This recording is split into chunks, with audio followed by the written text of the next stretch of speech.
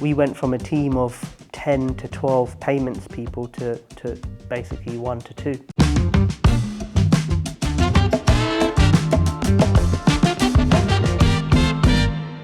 When you started off in the industry, how does it differ from then and now? Like, what are the biggest changes and biggest developments you've seen so far? Fintech didn't exist. So the word fintech didn't exist. Yep. So if you imagine, we started in 2005 and the iPhone only came out in 2007 or 2008, 2007. So the concept of actually even watching things on your phone was unheard of. So all of that came only in from 2007, 2008 onwards. So the industry's changed massively. In 2007, we launched prepaid cards, which we closed a year later. But the fact is that prepaid card became super popular when Revolut did it in 2015 or something like that. And now they're worth 33 billion, so well done. I was going to say, did you regret not carrying on with the prepaid cards, you know? And also we launched ZenPay in 2012, and then came along TransferWise, who were a direct competitor of ZenPay, and who are now worth £5 billion. So Also well done. Shout out to those. So it's changed a hell of a lot. Huge amount of VC, PE investment going into this market globally. So it's grown not just in the UK, although I think UK still remains as number one, but obviously in the US and even countries like India and other countries around Asia as well. It's just a huge market now. Yeah, there's a lot of development going on, and there's a lot of money being thrown into the technology that backs it for sure, as the companies you've just mentioned. Yeah, and from a regulatory perspective as well, big change. So obviously when we started, only HMRC were regulating this industry, and you only had to write a £35 check and send it to them.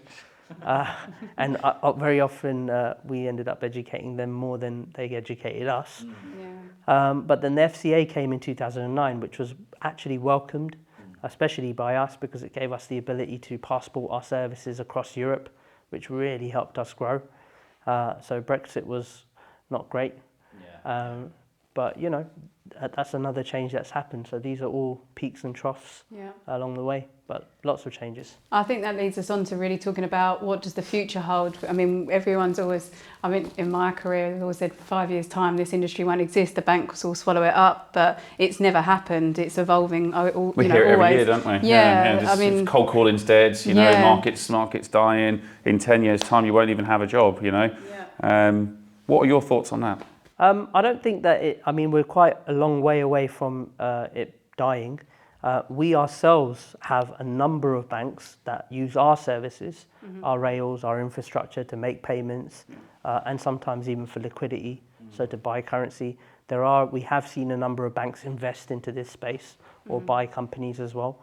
So they're trying to stay within that sort of framework, or that whole point around them having legacy systems and not being able to implement more sophisticated or better platforms within their own system is true.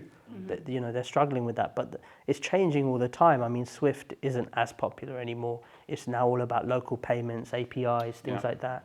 I think APIs is what we're seeing as a real big movement in the market. Is a lot of people are utilising like automation and plugging APIs in so they can automate all those internal and external payments. And is that something Rational's going down the route of as well to focus on? We've done it. So I was saying to someone else earlier as well that we went from a team of 10 to 12 payments people to basically 1 to 2. Yeah, because of all the automation and everything that's taken over. Through, you know, so there's no touch points unless it falls out into an error queue.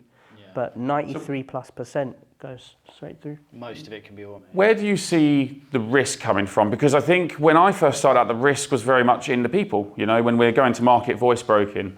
Now with APIs automation, where's the risk for a big firm like Rational when you're going to market? You know, what do you see as the concerns for yourself as a business owner? I think people are still a concern. I mean, we still want to attract the best talent. We still want people and nurture people and grow people within the company. I think that there's a risk around self-funded businesses like ourselves in terms of ensuring that we keep up with the changes and the innovation that's happening in the... Because it's not cheap to do the technology, is it? You've got to have full development teams behind you, and you've got to build that out.